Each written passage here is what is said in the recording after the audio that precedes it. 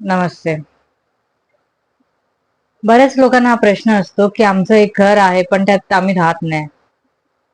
त्याची आम्हाला energy affect करेल का? तर आन्सर आहे येस. कारण द मोमेंट तुम्ही एखादं घर विकत घेता, त्याचं डाऊन पेमेंट करता, त्याचं रजिस्ट्रेशन होतं तुमच्या नावावर, त्या मोमेंट पासून त्याचं पॉझिटिव्ह नेगेटिव्ह इम्पॅक्ट सगळे तुमच्यावर लागू होतात.